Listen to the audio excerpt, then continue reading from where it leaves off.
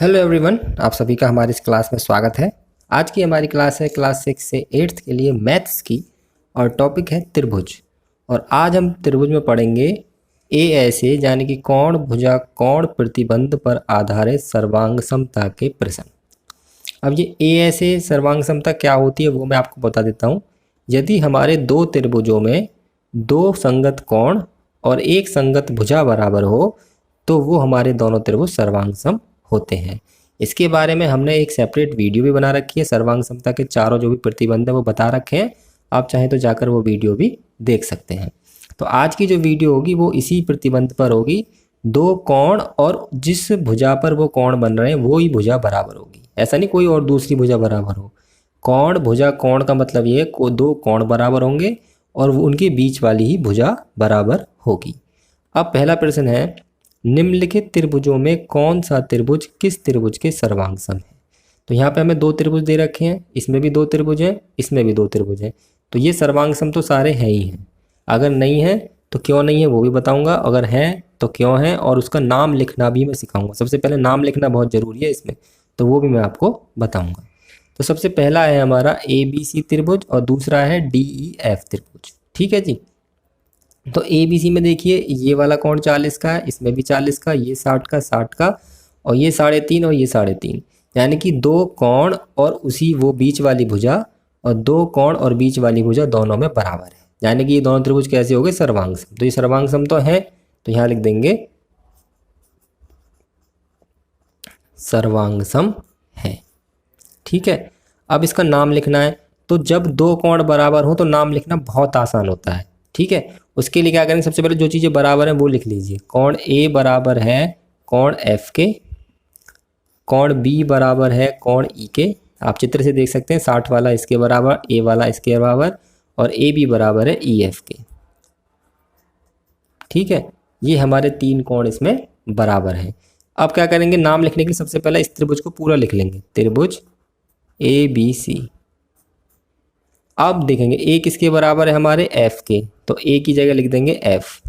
B किसके बराबर है E के, B की जगह E। बचा कौन सा, D, उसे यहाँ लिख दो, बस अपने आप ही वो त्रिभुज सेट हो जाएगा उसका नाम। ठीक है। तो त्रिभुज ABC ये सर्वांग सम का निशान है, त्रिभुज FED। केवल कोणों से ही पता चल जाता है कि वो किसके सर्वांग सम है। ऐसे इस वाले में देखते हैं सर्वांग सम है या नहीं है। देखिए इसमें दो त्रिभुज हैं, एक है AOD, दूसरा है BOC। अब देखिए ये कोण 100 का, ये 100 का, 2 सेंटीमीटर 2 सेंटीमीटर। अब तीसरा कोण नहीं दे रखा, आप सुनिए तीसरा कोण तो है नहीं, पर तीसरा कोण यहाँ पर है। जब दो तिर्यक रेखाएं एक दूसरे को काटती हैं तो उनके शीर्ष अभिमुख कोण बराबर होते हैं, तो ये वाला कोण इसके बराबर होगा। इसे मैं x मान लूँ या y मान लूँ या k मान लूँ तो ये इसके बराबर है। तो तीन कोण बराबर हो गए, ये इसके बराबर, ये इसके बराबर, और भुजा इसके बराबर। तो कौन कौन से कोण बराबर है मैं लिख देता हूँ यहाँ पर। कोण B बराबर है कोण D के, ठीक है जी। और भुजा कौन सी बराबर है, OD बराबर है OB के। और ये वाला कोण को OO नाम दे लो या फिर AOD बराबर BOC, फिर भी O ही बीच में आएगा तो हम O को ही मान लेंगे। नाम लिखने के लिए क्या करेंगे, सबसे पहले हम इस वाले त्रिभुज का नाम लिख लेते हैं, त्रिभुज AOD। अब दूसरी तरफ देखेंगे क्या नाम बनेगा। तो दूसरी तरफ देखने के लिए क्या करेंगे, देखिए कोण देखेंगे, कोण कौन सा, D कोण किसके बराबर है, B के। तो लास्ट में तो हमारा B आ गया, बचे ये दोनों प्लेस, ये दोनों स्थान बचे हैं। अब देखेंगे O की जगह तो O ही आना है, O बीच में, तो O तो यहाँ आएगा ही। बचा कौन सा, C, तो C यहाँ लिख देंगे। C तो बचा है, BOC त्रिभुज है, B और O आ गए तो C बचा। अब यहाँ पे भुजा नापेंगे तो OD किसके बराबर है, OB के, तो OD किसके बराबर आ गई, OB के। तो ये हमारा बन गया। इसी तरह से ये वाला सवाल है, तीन सवाल है, ये अलग है, ये हमारा अलग है, और ये अलग है। इस सवाल को करते हैं यहाँ पर। इसमें दो त्रिभुज हैं, देखिए ADB और एक है ACB। अब ये सवाल खुचपिच हो रहा है थोड़ा, तो हम क्या करेंगे, इसे अलग अलग बना लेंगे तो आपको अच्छी तरह समझ में आ जाएगा। ऐसे हम बना सकते हैं। एक त्रिभुज ये बन गया, कौन सा, ये वाला, इसका कोण, इसका नाम है DAB। कोण कितना दे रखा, देखिए इस त्रिभुज का कोण देखेंगे तो ये वाला कोण तो इसका 30 का है, ठीक है जी। और ये वाला जो कोण है दोनों को जोड़ के आएगा, यानी कि ये है हमारा 55 का। और ये वाली भुजा दोनों में कॉमन है, इसमें भी आएगी इसमें भी। अब इस वाले त्रिभुज को बनाएंगे, यहाँ पे इसे खींचेंगे और इसे खींचेंगे, तो इसका नाम होगा CAB। ठीक, अब ये वाला कोण इसका 55 है और ये वाला कोण देखेंगे, ये वाला कोण इसका 30 है। ढंग से देखिएगा आप, त्रिभुज जो बन रहा है मैंने लिया है उसके कोण ये वाला है और एक ये वाला, तो दो कोण बराबर है 55 55 30 30, और ये भुजा बराबर ऑटोमेटिक होगी क्योंकि ए बी इसका नाम है, ए बी इसका नाम है, तो ये तो बराबर होनी है ही। तो अब लिखेंगे कैसे नाम, इसका नाम लिखने के लिए क्या करेंगे, देखिए ए कोण बराबर है कोण बी के और बी कोण बराबर है कोण ए के। ऐसा संभव होता नहीं है क्योंकि ए बी के बराबर है, बी ए के बराबर है, तो इसका नाम लिखने के लिए क्या करेंगे, पहले एक त्रिभुज का नाम लिख लेंगे हम भुजा के हिसाब से, इसका नाम ए बी बराबर ए बी के है। तो नाम लिखने क्या करेंगे, पहले एक त्रिभुज का नाम लिख लेंगे ए बी डी, और इसे लिखने के लिए बहुत आसान है। देखिए ए बी दोनों में कॉमन है, वही भुजा बराबर है, तो यहाँ भी ए बी और बचा गया यहाँ पे फिर हमारा सी, ऑटोमेटिक वो आ जाएगा। तो इसे नाम लिखना तो और भी ज़्यादा आसान निकला क्योंकि इसमें ये दोनों कोण तो आपस में बराबर हो गए, ए बराबर बी के, ऐसा हम लिख नहीं सकते हैं क्योंकि ए बी के बराबर बी ए के बराबर है नहीं। वैसे हमने लिख दिया, इसका नाम वैसे पूरा लिखा जाएगा, पूरा ही नाम लिखता हूँ यहाँ पे, कोण डी ए बी बराबर है कोण सी बी ए के, और यहाँ पर जो कोण है वो है डी बी ए बराबर है कोण, इसका नाम है सी ए बी के। तो इनके नाम कुछ इस तरीके से लिखे जाएंगे और ए बी बराबर ए बी के है। सर्वांग समता में हमें केवल इस भुजा से ही पता पड़ जाएगा कि सर्वांग समता कैसे लिखेंगे। ए बी सी हमने लिख लिया और यहाँ पे क्या बचा, ए बी डी लिख लिया, तो ए बी के बराबर आनी है ही, तो डी आ गया यहाँ पर, तो यहाँ क्या बचा, सी बचा, तो वो हमने यहाँ पर लिख दिया। ठीक है जी, अब चलते हैं आगे वाले सवाल की तरफ। सवाल नंबर 2, इसे ध्यान से पढ़ते हैं क्या कह रहा है, फिर समझते हैं, फिर करते हैं। चित्र में ए डी कोण ए की अर्धक है।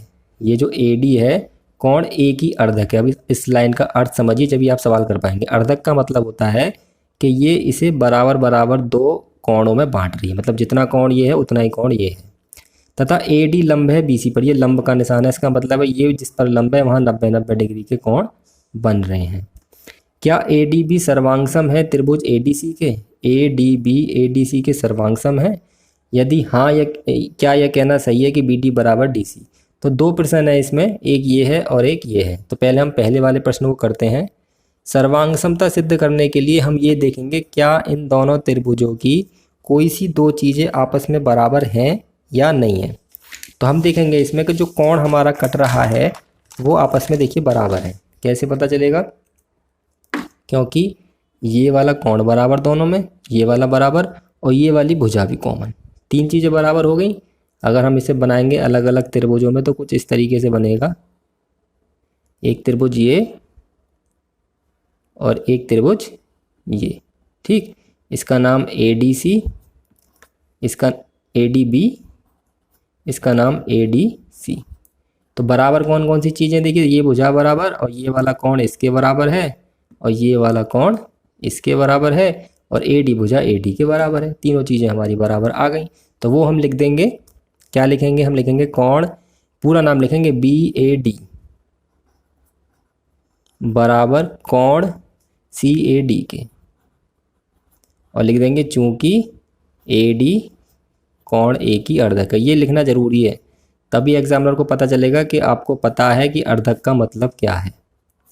इसी तरह से ये वाला कोण 90-90 डिग्री का है, कोण ए डी बी बराबर कोण ए डी सी बराबर 90 डिग्री। और ये क्यों है? क्योंकि ये वाली बात दे रखी है कि ए डी लंब है बी सी पर, इस वजह से ये 90 का है। और ये भुजा दोनों में है उभयनिष्ठ, कहते हैं कॉमन, ए डी बराबर ए डी के, इसे कहते हैं हम उभयनिष्ठ भुजा, यानी कि कॉमन साइड। तो तीन चीज़ें बराबर हो गई, और तीन चीज़ें भी कौन कौन सी हैं? दो कोण और उनके बीच वाली भुजा। तो यही तीन चीज़ें बराबर होने पर हमारे त्रिभुज सर्वांगसम हो जाते हैं। कौन सी प्रॉपर्टी लगेगी? तो हम लिखेंगे इसे कोण भुजा कोण, और ब्रैकेट में लिख देंगे ए एस ए द्वारा। अब इनके नाम लिखने की जरूरत नहीं क्योंकि नाम हमें पहले से लिखे दे रखे हैं, और लिखेंगे तो अभी हमें ऐसे ही पता चल जाएगा। देखिए A D B A D तो दोनों में कॉमन है, तो ए डी तो आएगा ही, और बाकी बचा यहाँ पर सी। जैसे मैंने अभी पीछे वाला बताया था कि ए डी तो ए डी दोनों में तो आना ही है क्योंकि वो कॉमन है, और यहाँ बी है और यहाँ सी है, वो आएगा ही। दोनों सर्वांगसम हो गई, ये पहली बात हमारी सिद्ध हो गई, यहाँ लिख देंगे सिद्ध हुआ। अब दूसरी बात क्या कह रहा है वो? दूसरी बात ये कह रहा है वो क्या यह कहना सही है कि बी डी बराबर डी सी के ये दोनों बराबर होंगी? तो देखिए मैंने आपको सर्वांग समता जब पाठ पढ़ाया था, जब शुरू में बता दिया था कि अगर दो त्रिभुज हमारे सर्वांगसम सिद्ध हो जाएं, दो त्रिभुज हमारे सर्वांगसम सिद्ध हो जाएं तो उनकी सारी कोण और सारी भुजाएं बराबर होती हैं। तो जब ये सर्वांगसम सिद्ध हो गए तो ये वाली भुजा होगी इसके बराबर, ये इसके बराबर और ये वाली इसके बराबर होगी। तो यहाँ लिख देंगे चूंकि त्रिभुज ए डी बी सर्वांगसम है त्रिभुज ए डी सी के, अतः सभी संगत भुजाएं एवं संगत कोण बराबर होंगे, पर मैं भुजाएं लिख दे रहा हूँ। सभी संगत भुजाएं बराबर होंगी, अतः बी डी बराबर डी सी के। ठीक है, सारे कोण सारी भुजाएं बराबर होती हैं, पर ये नहीं कि ये इसके बराबर हो जाएगा, संगत ही बराबर होंगे, यानी कि ये वाला होगा इसके बराबर और ये 90-90 के बराबर है और ये दे रखे हैं। ठीक है जी, अब चलते हैं सवाल नंबर 3 की तरफ। तीसरा सवाल है, चित्र में ए एक्स कोण सी ए बी और कोण बी डी सी को समद्विभाजित करती है। जैसे अर्धक शब्द यूज हुआ था और समद्विभाजित दोनों एक ही दूसरे के पर्यायवाची हैं। समद्विभाजित का मतलब भी 2 बराबर भागों में बांटना है और अर्धक का मतलब भी 2 बराबर भागों में ही बांटना है। तो ये वाली भुजा इस पूरे ही कोण को समद्विभाजित कर रही है, मतलब ये वाला कोण इसके बराबर हो गया और ये वाला कोण इसके बराबर हो गया। ठीक है, दोनों कोण बराबर हो गए इस त्रिभुज के और ये कॉमन भुजा है। उसी तरह से सवाल हो जाए जैसे अभी हुआ था। तो उन 3 तथ्यों को बताइए जो यह सिद्ध करे कि ये त्रिभुज सर्वांगसम है। तो मैं इसे 2 तरीके से इस तरीके से बना सकता हूँ। देखिए ऊपर वाला ये हो गया और नीचे वाला ये हो गया कि नहीं? इसका नाम है ADC और इसका भी नाम है ADB। अब चूंकि ये भुजा जो है अर्धक कर रही है ये वाली AX, इसका मतलब है ये वाला कोण इसके बराबर है, ये वाला कोण इसके बराबर है और ये भुजा दोनों में कॉमन है। तो 2 कोण और उनके बीच की भुजा, 2 कोण उनके बीच की भुजा दोनों में बराबर है, तो त्रिभुज सर्वांगसम हो गए।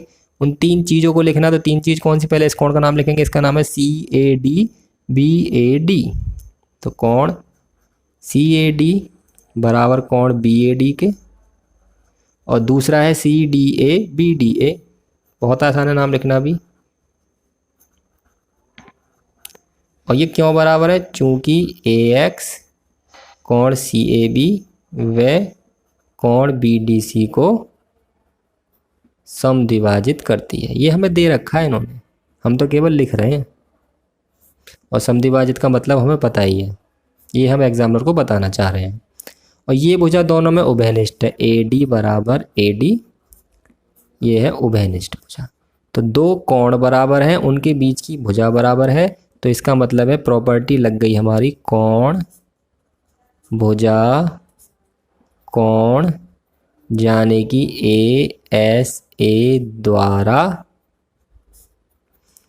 त्रिभुज ACD सर्वांगसम त्रिभुज ABD की। और नाम लिखना भी बहुत आसान है, देखिए AD आ जाएगा पहले, बीच में जो बचेगा वो लिख दो। वैसे भी हमें दे रखा है तो हम इसे ही लिख देंगे, ज़्यादा दिमाग लगाने की हमें ज़रूरत नहीं है।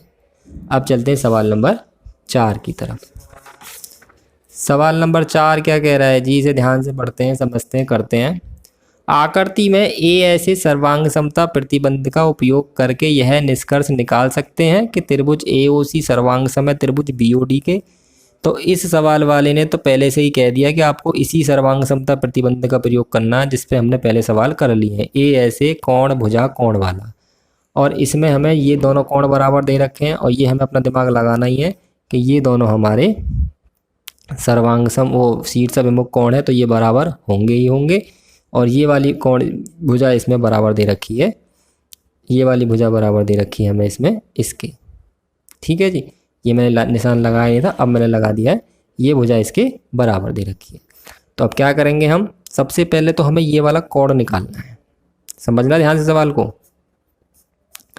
ये वाली भुजा इसके बराबर दे रखी है, ये कोण 70 का, ये 70 का, ये 30 का, ये नहीं दे रखा। तो सबसे पहले तो हमें इसी में अपना दिमाग लगाना है कि ये दोनों शीर्ष अभिमुख कोण है, दोनों बराबर होंगे, तो ये 30 होगा। तो सबसे पहले तो इसे ही लिख दो, कोण BOD बराबर होगा कोण AOC के। क्यों बराबर होंगे? क्योंकि ये शीर्ष अभिमुख कोण है।